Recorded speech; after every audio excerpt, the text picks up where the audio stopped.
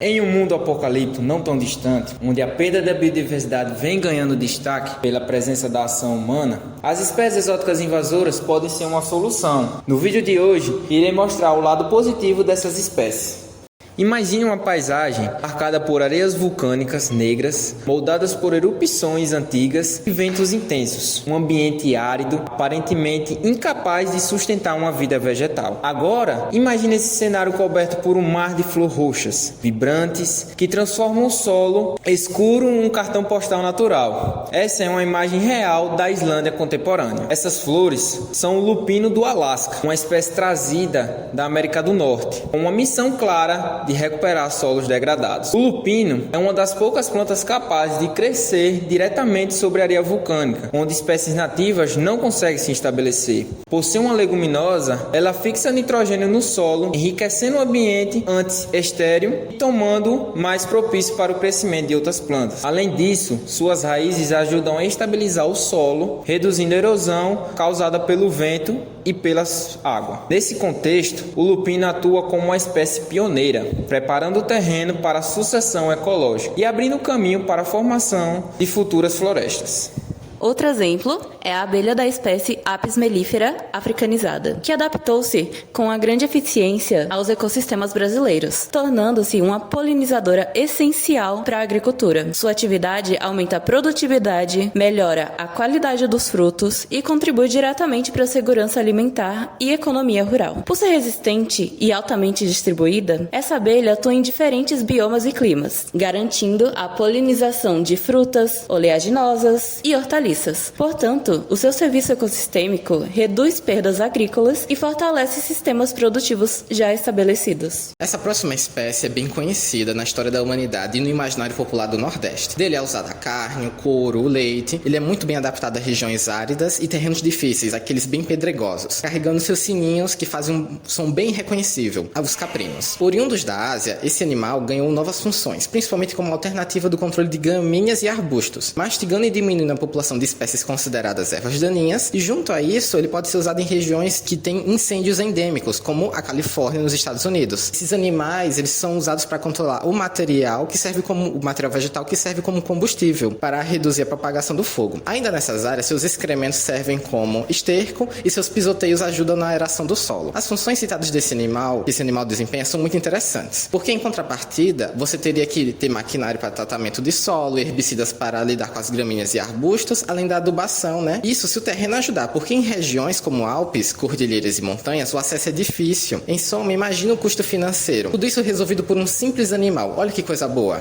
Saindo um pouco dos exemplos terrestres, vamos para a água. Principalmente no país com uma potência hídrica, né? Vamos falar de peixe, melhor ainda, um peixe que fica muito bem frito, empanado. A tilápia. Por onde começar, né? Sua cadeia produtiva move economias locais, é sustento para a família, seu manejo é facilitado por precisar de menos espaço, pode ser criado em reservatórios já existentes, cresce rápido, no caso também vira um empanado mais rápido, rende bem, tem uma boa conversão alimentar, fonte de proteína boa, tem baixo custo no geral. O que tem de mais em um peixe tão eficiente em atender nosso consumo? Introduzidos em diferentes ecossistemas, os coelhos se mostraram uma solução. Em áreas degradadas, sua presença pode sustentar predadores, funcionando como uma fonte de alimento abundante em ambientes onde outras presas já haviam desaparecido. Em contextos específicos, especialmente em ilhas, há registro de um papel ecológico interessante: a dispersão de sementes por curtas distâncias, que para os seres humanos também representaram alimento, renda e aproveitamento rápido de ambientes já modificados.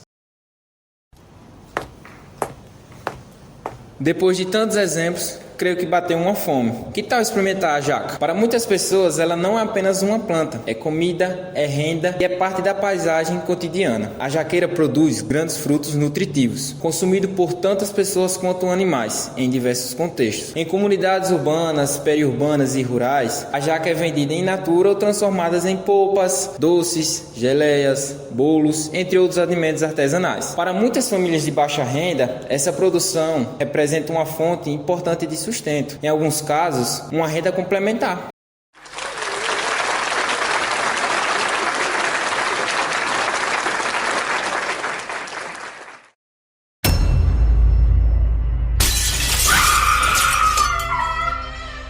Por trás de toda essa paisagem cênica, existe um desequilíbrio silencioso. O lupino do Alasca não é uma espécie nativa da Islândia. Justamente por isso, ela não respeita os limites ecológicos locais. A floresta islandesa evoluiu ao longo de milhares de anos, em solos pobres em nutrientes. Ao enriquecer artificialmente o solo com nitrogênio, o lupino altera completamente as regras do ecossistema, favorecendo plantas invasoras e eliminando espécies nativas altamente especializadas. O que antes era um mosaico de plantas adaptadas a condições extremas começa a ser substituído por uma vegetação homogênea, dominada pelo lupino. Essa mudança não afeta apenas as plantas, insetos, aves e outros organismos, que dependem da vegetação original, perdem suas fontes específicas de alimento e abrigo. O equilíbrio ecológico se rompe e os impactos se propagam em cadeia. O que começou com uma solução pontual para recuperar o solo se transforma em escala ecológica em um processo de perda de biodiversidade. O caso do lupino do Alasca mostra que nem toda paisagem bonita é um ecossistema saudável e que, em ecologia, soluções rápidas podem gerar problemas duradouros.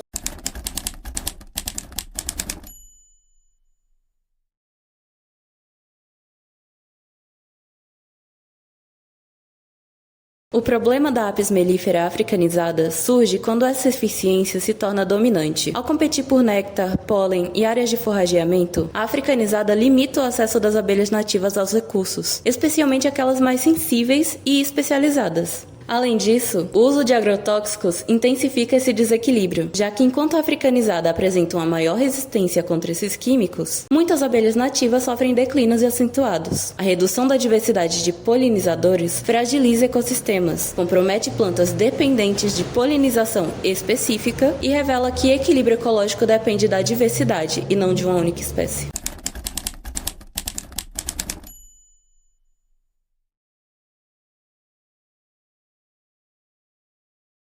Para os problemas, vamos falar da faca de dois gumes, o pastoreio, no caso, o sobrepastoreio. Os caprinos comem tudo que vem pela frente. A retirada excessiva de cobertura vegetal traz um dos maiores problemas sem solução a curto, médio e longo prazo, a perda de solo. Ao retirar todas ou quase todas as plantas, o solo fica exposto ao sol, o vento, a chuva. Na chuva a gente tem um processo de escoamento de nutrientes, processos erosivos no geral. Em soma, temos a morte da microbiota do mesmo, que coloca o último prego no caixão. E no momento não temos tecnologia para reposição. Se seguimos o processo natural de formação de solos, precisamos de zero ação humana mais centenas de milhões de anos para estabelecer pequenas quantidades de camada de solo fértil. Isso se trata de um problema de escala global e os caprinos podem intensificar isso onde estão inseridos. Como se já não bastasse, ao comer tudo por aí, eles também comem plantas nativas e seus brotos mudas, interferindo diretamente nas teias alimentares dos ecossistemas onde habitam. No exemplo brasileiro da caatinga, ao comer as espécies nativas adultas ou em brotamento, ele tira o alimento de outros animais, diminuindo a capacidade de regeneração natural da vegetação. Ele fragiliza as relações de oferta para a fauna nativa, então os insetos vão ter menos alimentos, répteis, aves e mamíferos, e em conversa com a fala anterior, auxiliam na destruição dos solos da caatinga, que já são muito rasos, sendo assim mais fácil de serem perdidos definitivamente. Um bioma tão único a 2 passos, ou melhor, 2 cascos de ser destruído.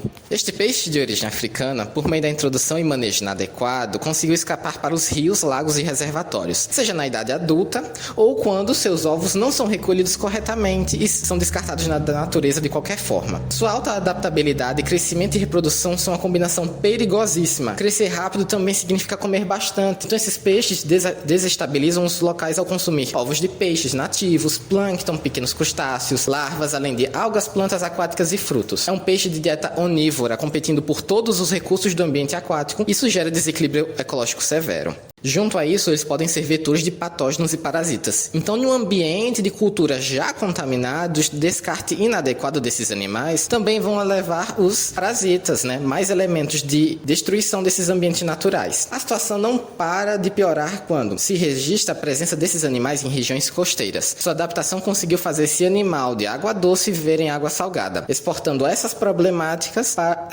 citadas anteriormente para novos locais. Esses mesmos que já enfrentam seus problemas, a exemplo dos recifes de corais, que dia sim dia também passam por vários obstáculos, como poluição, aquecimento das águas, microplásticos, esgoto, e vão contar com mais um adversário. A morte dos ambientes aquáticos dentro e fora do continente são de extrema problemática. Vão acarretar na perda de biodiversidade, serviços ecossistêmicos, economias costeiras de turismo, pesca e a qualidade da água do planeta. O problema dos coelhos surge com sua reprodução acelerada. O consumo intenso de plantas nativas impede a regeneração da vegetação, reduz a diversidade vegetal e expõe o solo à erosão, agravada pela escavação de tocas. Este foi um caso que ficou bastante conhecido na Austrália, onde hoje os coelhos são conhecidos como pragas. Além disso, a competição por alimento e espaço afeta herbívoros nativos, altera cadeias tróficas e, principalmente em ilhas, leva à perda de espécies. Em áreas agrícolas, os coelhos causam prejuízos contínuos, exigindo controles caros e difíceis, tornando-se um agente persistente de degradação ambiental. Então,